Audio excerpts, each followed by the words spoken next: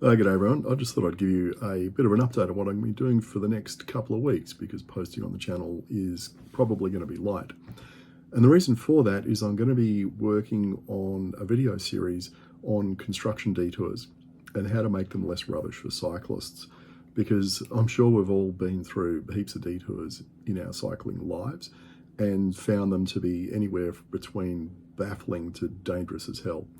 So I came up with a couple of bright ideas last time I was in Perth, and I went and had a chat with Dr. Georgia Scott from West Cycle, which was extremely productive.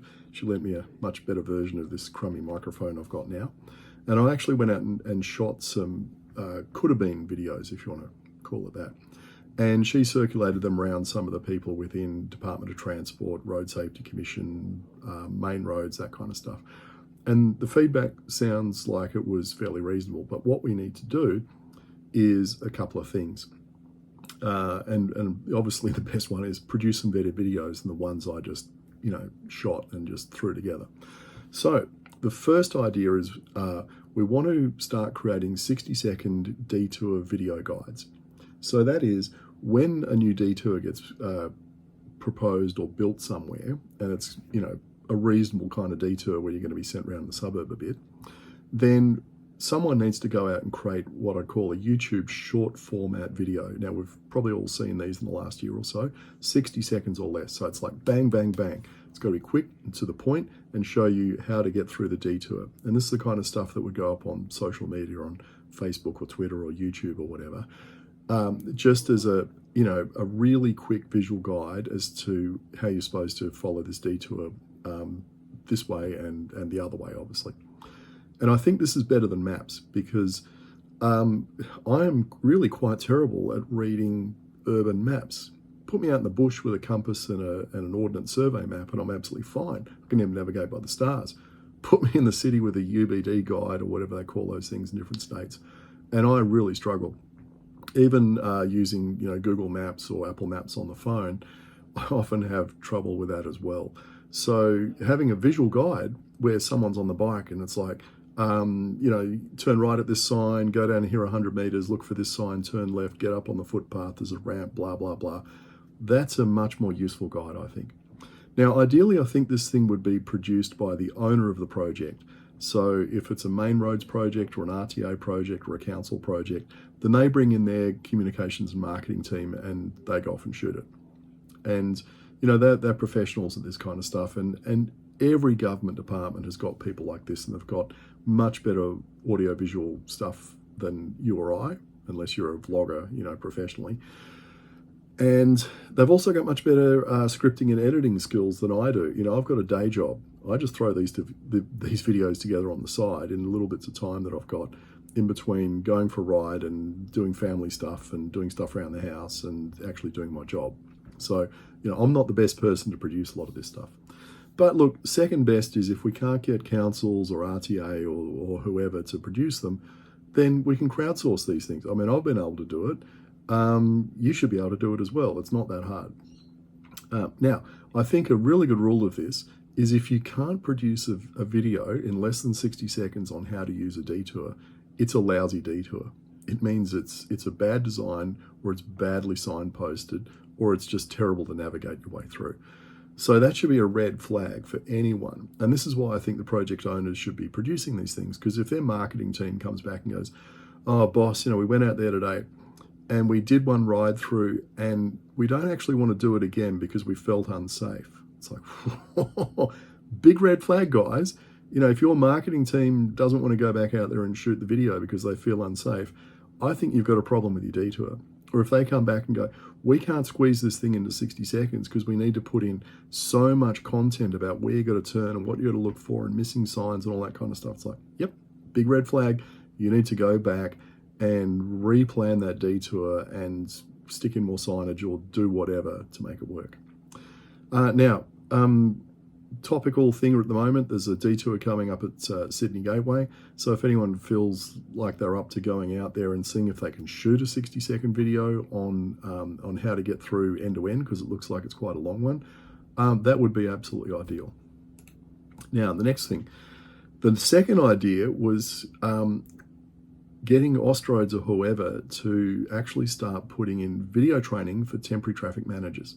Now, they've got all these U-Butte guides, which they've updated quite a bit in the last couple of years, to include a lot of stuff for creating detours for cyclists to make them safe and comfortable and all that kind of stuff, which is great. And they've put in photos and they've put in diagrams and all sorts of things, but what they're lacking is video. And they're also putting together a training framework for temporary traffic managers. That's for people that design the detours, create the detours and all that kind of stuff. So the idea was, we'll go out and showcase some examples of really good bike detours and demonstrate to these people who are designing these detours and putting out the cones and putting out the signs what makes a good detour and what makes a bad detour, because it shouldn't be that hard. And look, I got this idea from riding around Perth over this year, where there's some detours over there which are absolutely world class. They are so well put together, it's not funny. And they don't need a 60-second guide video, because they are so obvious in how you use them. You don't need any pre-instruction on how to use it. And then there's other ones which are also funded by the Department of Transport, these big construction projects, which are so terrible, it's not funny, like they are deadly. And so it's just astonishing that the same organisation up the top here can be funding these multi-million or multi-billion-dollar projects. And these this project over here is just kicking goals with how good their bicycle infrastructure is. And these people should be, I don't know, fired out of a trebuchet into the river or something like that, because they've created something which is absolutely hopeless. So in order to get consistent quality, then what they should do is produce a set of videos and say, this works really well, and this is an example. And they don't have to use a live example to embarrass the managers of existing projects. They could just bring in some professionals and they could set something up.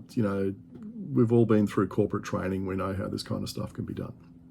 But anyway, the idea would be, get something funded either by Austroads or RMS of New South Wales, RTA in WA, Department of Transport's, every state's got one. WA's got a road safety commission. There's got to be all these people who've got a bit of budget, and they could find a bit of money to bring in the professionals and create some videos for training and get that put into the framework. And they might be 5 or 10 minutes. It's not much, but it's just to get into people's heads what it looks like to go through these things as a cyclist. So what are the next steps here? Well, I need to go and shoot some better quality videos, because the ones I created was way too long. No one's going to sit through a 10 or 15 minute video.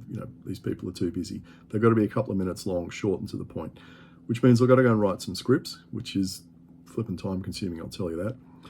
I've got to buy a better microphone than this thing. I've got one in mind. It's $100 or so.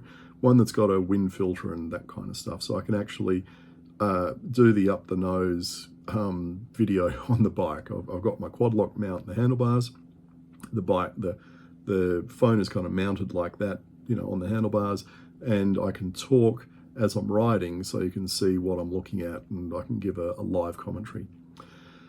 And then take those videos. Ideally, I'll do some 60-second guides if I can find some detours and get a nice tight bang, bang, bang, this is how it works type thing. And then pitch that idea through Bicycle New South Wales, West Cycle. Look, I've already talked to both organisations, and and very positive feedback. And I need to have a go and ring Bicycle Network and Bicycle Queensland and Bicycle South Australia, and I don't know what they've got in Tasmania, but same there.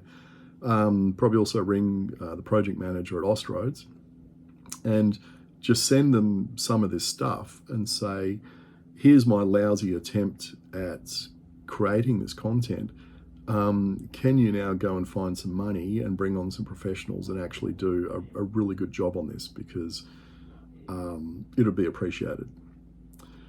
So yeah, that's what I'll be doing. And look, I guess if we see these things starting to be created in the next 6 months or so, then we'll know this has been successful. If these government agencies, etc., don't produce anything, well, we can go and look at creating stuff ourselves and putting it out there. particularly the 60-second detour guides. I think that'd be quite useful.